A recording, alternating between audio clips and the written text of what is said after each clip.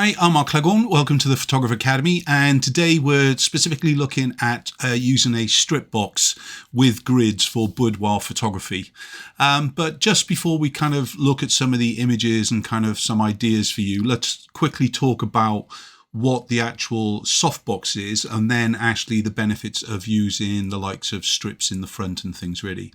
So as you can see, what we've got here, we've got a strip box in place, and this is kind of going to be the sole light of what we're looking at with these images. So first of all, characteristics of softbox. The controlled light spread, it kind of really allows a narrow elongated light source which provides more precise control over where the light is going to fall in the scene and on the subject.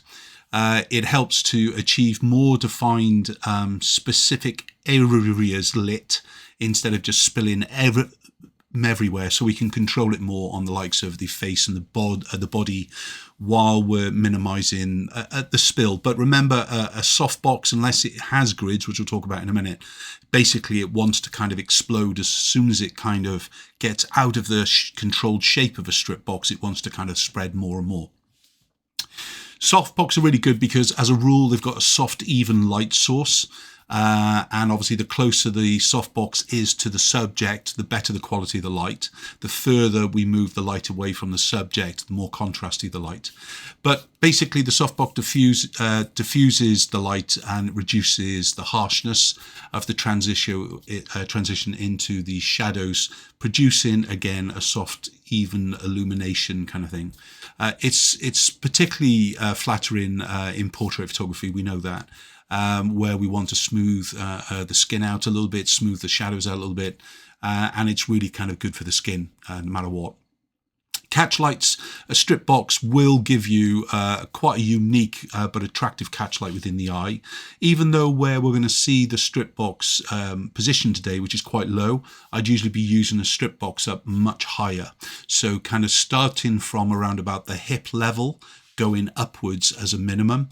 There are times when we're using the strip box as backlight to kind of separate the subject away from the scene, where it will be to light the whole of the body and not just actually the kind of the hair and the kind of the top part of the body and so on with it. So the catchlights, it does give a nice aesthetic into the eye as well in its shape, this elongation. And obviously remember that most strip boxes will be able to be rotated, so you'll be able to actually go from a vertical catchlight to a horizontal catchlight as well. Rim light for separation is good as well. That's really probably where most photographers think about using strip boxes. It's where they're actually being used from, let's say, the 10, 11 o'clock position or the 1 to 2 o'clock position to give you an edge light or a separation light falling on the sides of the subject. But it's really, really great for kind of profile, as we'll be seeing soon.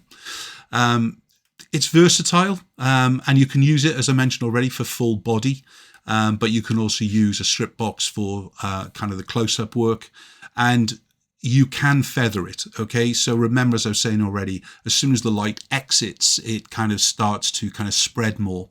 So if instead of directing the strip box directly at the subject, you kind of direct it just past them, you'll find that you'll get a lovely softer light again, and that's what we refer to as the feather the light, just on the edge. So if we add the grids on top, which specifically we're looking at today, we're using the grids. This is to further direct the focus of the light coming from the softbox itself, and this enables us to control the spread, reducing unwanted spill onto the background and other areas in the scene, even the body itself. It does increase the contrast a little bit because we're narrowing the beam of the light. The grids, through its control, kind of increases the contrast because it doesn't allow the light to spill more onto the shadow areas and bounce off and so on. And it can, and it does, as you'll see, create more dramatic and defined light effects. It emphasizes the textures a little bit more as well, which is good for the lingerie. The focus light, the grids allow more concentrated light in a particular useful kind of area, so it highlights what you want to really focus in on, not getting confused with a spotlight or a snoot. but it really kind of concentrates the light source so you know exactly what is being lit within the scene, whether it's for separation or whatever it is. So this is good for hair, face and clothing, of course, and obviously in boudoir photography, where we've got this lovely control of light spilling onto the body where we want it to and things. Of course, the grids in themselves, whereas I was saying to you about feathering with a softbox and how it spills out the side, the grids alone reduces or minimises the amount of flare coming from the box itself. Some of the cheaper kind of grids and cheaper soft boxes, they basically don't have as much control on the edge, and you need to make sure that whenever you fit in grids onto the softbox, specifically the softbox, no light leakage is allowed around the edges where you haven't kind of fastened them on right, because most of them attach with Velcro nowadays and things. And of course, the great thing about the grids is that they add a little bit more creativity while still using that softness of the light. It just kind of gives us a little bit more drama. And then obviously, you know, it's great for subject separation. With grids, you can achieve pretty much any separation that you want from the subject to the background and so on with it. So overall, the grids will enhance and give you more precise light compared to the likes of the softbox. So as you can see from the image that we've now got on screen, basically the quality of the light, and I haven't really done any work in post-production on this. In fact, these are the JPEG from camera, straight that you're viewing. The camera was set onto black and white mode, as it were. I still shoot a raw file as well, so I can still go back to the original. But within here, we've basically got, as I said already, that more defined shadow and shape, and it doesn't spill as much. But you can see this is quite a silver reflective wallpaper that the subject Kelsey is leaning against, and you can see where the kind of the pattern or the tree kind of effect is kind of eating up the light, whereas the reflectancy is still there. But this is probably because if we go back to the last image, you can see that the softbox is quite a distance away from her, and this would have been more controlled if it was a smaller softbox, a smaller strip, or we work very close in towards the subject. So as the subject then turns their body or face away from the light source, we get increased drama, more shadow. As we walk towards the side of the softbox, in other words, as we start to work closer to the light, it just works in exactly the same way, a soft light source. However, you can see the dramatic fall off because of obviously the size of the actual strip width is not allowing it to kind of bounce and kind of wrap itself around the subject. So don't get confused. When I talk about using a strip box for dynamic effect, you can still use the strip box for the simple image.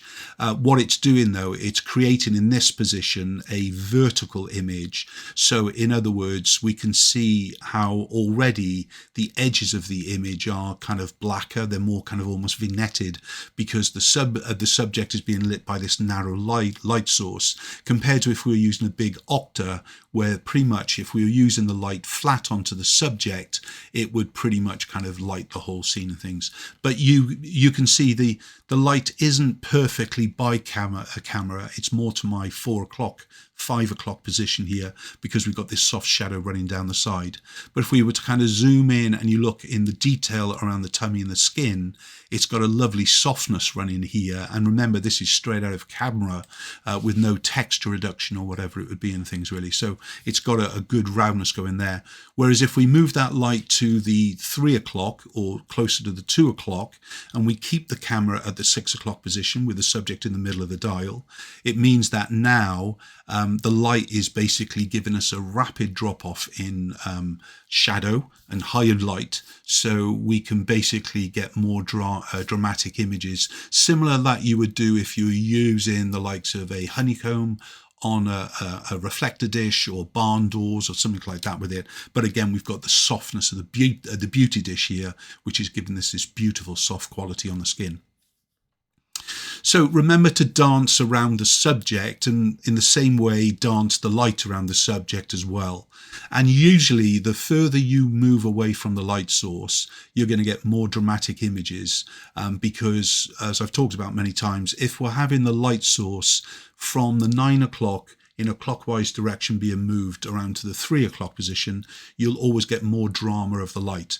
And obviously if you move your camera position closer to where the light is, you're going to get more kind of light fill onto the subject itself. But you can also turn the light dramatically to almost just feather onto the subject to help control more and more what light spillage, even with a grid on the softbox itself. And it's great for kind of the edge lighting that we can see here, where we kind of use it on the bottom shot and so on with it. So as far as the kind of the strip box is concerned, big thumbs up from me. Add a grid onto it, amazing, huge thumbs up from me. And remember that the softbox can be used at any height you want. Try and experiment if you do moving it higher and higher and higher, especially if you're working on location in a hotel room or something like that. If you're working in a small studio space, try and invest into a very, very small softbox with a grid on, and if possible that strip, and you'll get kind of really great effects as well with it and things really. But the more dramatic the position the light is placed with these grids on, you are going to get really, really dramatic images no matter what you're doing and things really. So have a little bit of fun, and if you're looking to invest into a soft box, you get the thumbs up from me as far as a strip box is concerned, especially if you're a boudoir or more of a creative portrait photographer. Good luck.